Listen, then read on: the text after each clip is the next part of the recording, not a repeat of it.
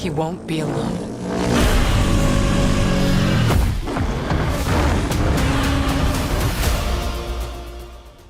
Hello everyone and welcome back to Backlot Banter. My name is Tucker Hazel. Today, I'm joined by my comically large co-host, Tanner Dykstra. Today, we're here to talk about Godzilla.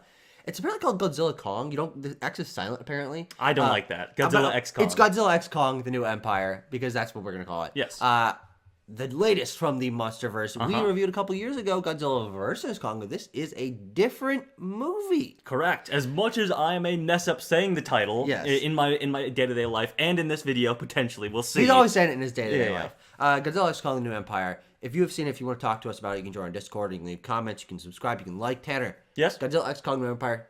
The clock starts beep now. Okay, so, Tucker, I've long said that one of my greatest moral failings is not enjoying Godzilla vs. Kong, just big monkey fighting big lizard. Yeah.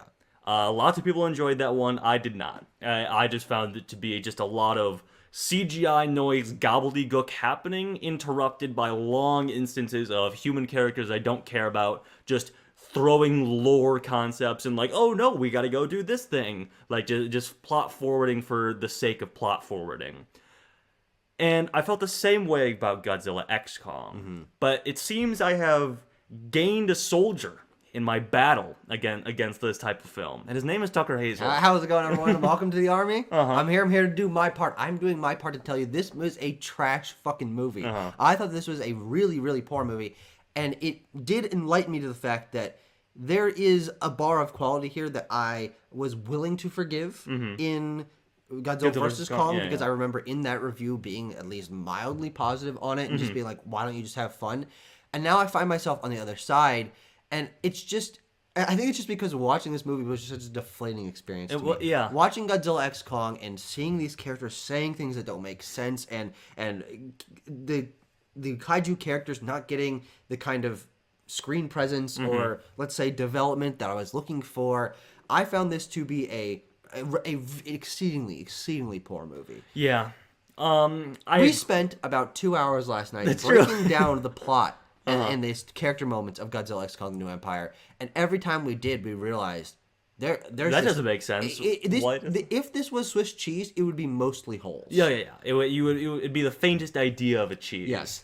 So let's start with the kaiju talk. Let's not talk about the human characters yet. Do we want to start with maybe the most disappointing element of this film, which is also the first word in the title of the film? Yeah, let's do that. Godzilla. Yeah. So Godzilla, how much screen time do you think Godzilla has in this 2-hour film? 20 minutes? I was gonna say like 10. Yeah. Well, the bit at the end is quite long, so that is. might bump it up to about 20. Yeah. But he is in shockingly little of this film. Impressively little. Yeah.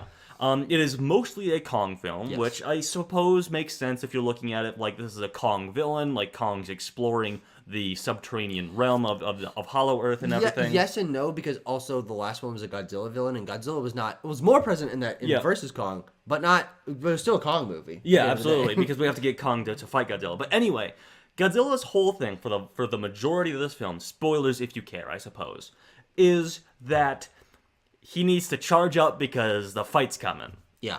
That's what we just got back to Godzilla, and he's just like, "Oh, fight's coming! Gotta get some nuclear power. Gotta juice up. Gotta juice up. Become pink." And from our eyes, watching this, didn't seem that much stronger. No, it's not like a cool transformation where he gains an extra spike. I don't know, just throwing things out there, or has a new move that's way cooler than the one that did last time and does way more damage. If anything, the pink laser beam that he shoots out, or fire beam, whatever, it seems less powerful. It just knocks people back. It certainly does less damage to the villain and Kong or whoever he might be fighting with it. It's certainly less powerful than the one we saw, the Godzilla -1 Godzilla fire. That's true. It destroyed an entire city. This film does not benefit coming out 3 months after the best kaiju movie ever. And that actually might be a big part of why I'm so down on this film, is because I do think that from a human character standpoint, a coherent standpoint, a thematic standpoint, this is just pales in every way. Of course. And I don't think that anyone's necessarily going to deny that, but I think that it's just like a juxtaposition that is now set in my mind, because I have seen a theatrically released modern kaiju film that is like gold standard. Yeah. That it was actually one of the best movies of last year, and won an Academy Award.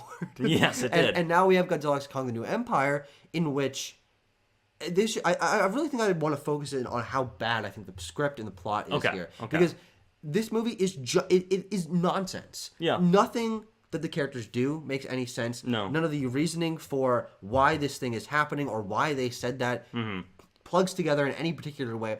They just say things and do things and go places because they do. Because the script demands them to. Correct.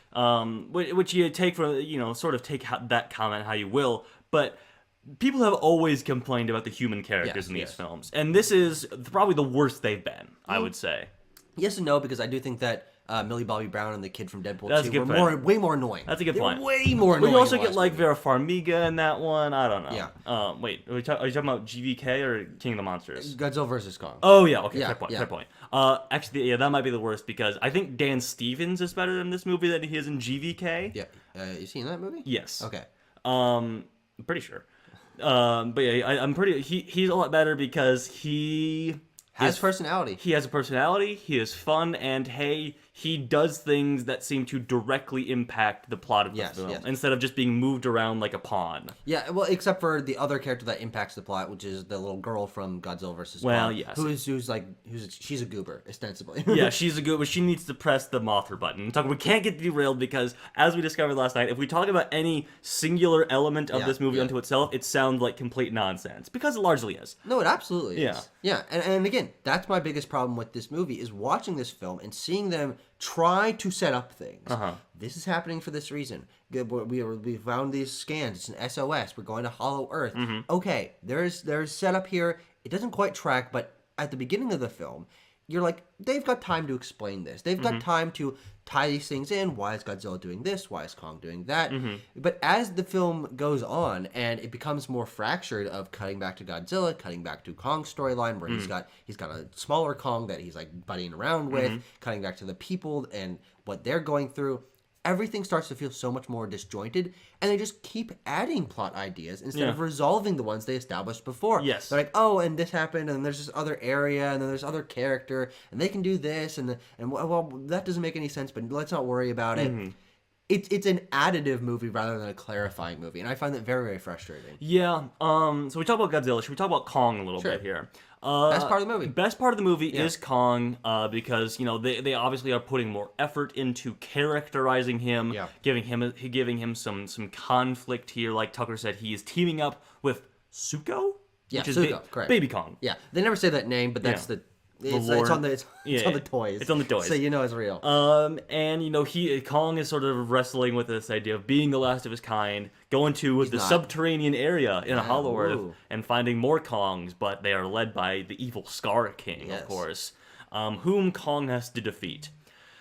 Who has a plan to do something. We'll get to it. But Kong, in himself, is, they do some stuff with him where he's like, he'll give a smirk here or there. I'm like, I like Kong. Perhaps I am biased from seeing a giant gorilla on screen, but I just dig it.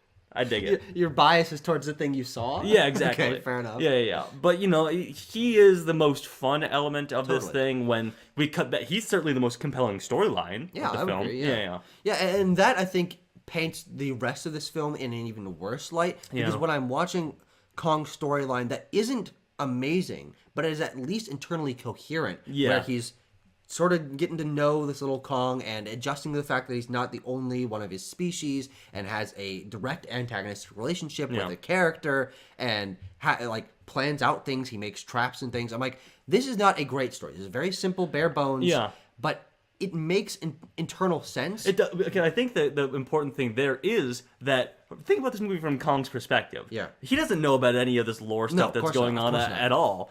From what he knows, he goes down there, sees a clearly evil ape that is being like a slave driver in his lava factory, and he's like, I should stop this guy. Yeah. And then other just monsters show up, and people show up, and he's like, well, my goal has remained the same. I want to kick the shit out of the Scar King. No, that's a great point. But again, good characterization on Kong and I'm not going to say good, but internally coherent motivation and plot for King Kong.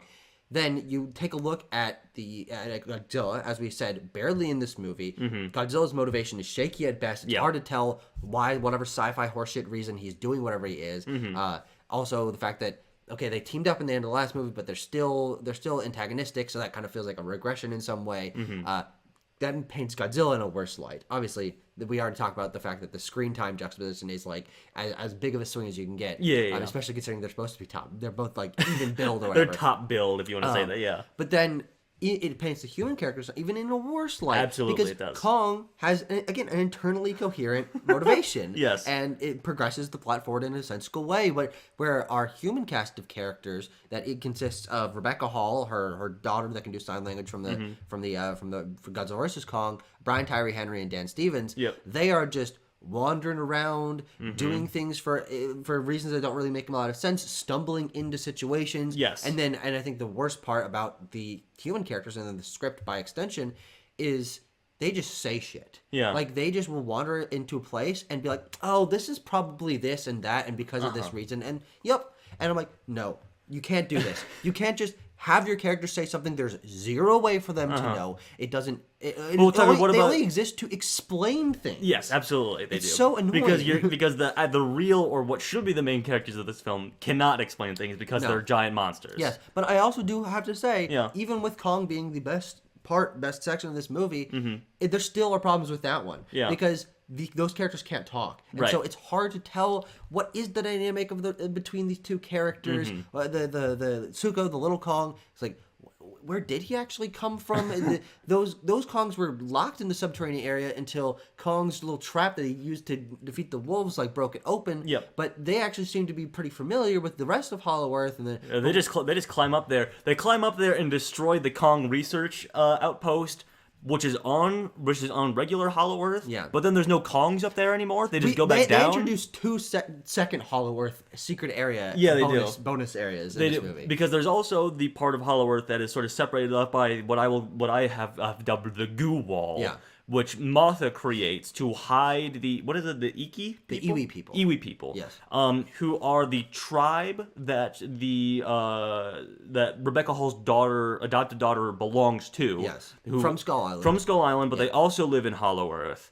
And what do? They talk in telepathy. They do. They're familiar with the lore. They do. They've got like a rock tap. But they cannot explain the lore elements because they can't talk to our characters. They can only communicate telepathically with each other, though that doesn't really make any difference. No, and it also doesn't make any sense. And then also they have like gravity technology. That's true. And a prophecy. They have a prophecy. They sure as hell have got a prophecy. And guess what? That prophecy serves to just make sure that you know what's going to happen for the rest of the film. It's like, oh, this is going to happen, and then Kong and Godzilla and the little girl and then Mothra and then the Scar King, and then they're going to win. And I'm like, yeah, you just told me the plot of the movie. Yeah. That makes the watching it less interesting. Yes. And it makes it feel like a really cheap way to make the gobbledygook that is that last 30 minutes of the film make any semblance of sense. Because you know what's going to happen before it happens. Yes. So Tucker, who was sending? Was it the Iki people sending the Iwi people sending the SOS signal? Correct. Because apparently they've been doing this for a while because they have this sense of whenever something cool is going to happen in the MonsterVerse, which is a reason that they don't really explain why this has already happened before, why they didn't sense it before, why Godzilla didn't only seem to partially care before. How do they know about the Scar King waking up and doing? How does Scar King know about? There are so many question marks that this movie leaves you with, and you can say you shouldn't be looking as far into this as you are. You can say that. You could say just enjoy the big smashy fights, but I still do think that the stakes of this film are severely harmed by the plot making no sense, by the characters not really knowing what's going on, by them not fully explaining or things connecting together. So if the stakes are weird, and I don't particularly care about any of the characters that are involved in this, and actually dislike some of them pretty explicitly, or are disappointed in their implementation like Godzilla, or in some way are confused about the Kong and Tsuko thing, every element makes me not care about what is going on screen because the effort has not gone on into developing this to make those stakes matter by the end of the film. It's ultimately quite a frustrating film because you can't tune into it because it doesn't make any sense from moment to moment. And if you tune out, I tried both. I tried both while watching. If you tune out, it's just fucking. It's just noise. It's just like It's just like people. It's just a hum in your brain. Well, and this was the thing that tuned me on to this was not going to be a good movie from the very start. This is the scene-to-scene progression in this movie is absolutely fucking gobbledygook. Yeah. I remember sitting there. This was only last night, so I remember pretty clearly. Yeah. And watching, some Monarch things go down there. People are running around the base. And then they just cut over to something else. And, like, they cut over to, like, another country where, like, another kaiju thing's happening. I'm like, why? And then they would cut to another scene. I'm like, that didn't make any sense. Like, why did we go to this? This film feels like it's constructed by a just generic AI, create a plot, create a conflict thing, and just stitch together with scenes that are maybe internally consistent, but not consistent between one another. And so I find this movie very jarring from scene to scene, especially because by the end of the film, we've got like 3 plot lines going on. And so something will be happening, and then halfway through that thing happening, we're just cutting to something else. I'm like, oh, that really frustrated me. Like sometimes there'll be 2 monsters fighting, which is what these movies are supposed to be about, and we'll cut away. I was like, God, you guys still don't get it. It's been 5 movies and you don't get it. Yeah.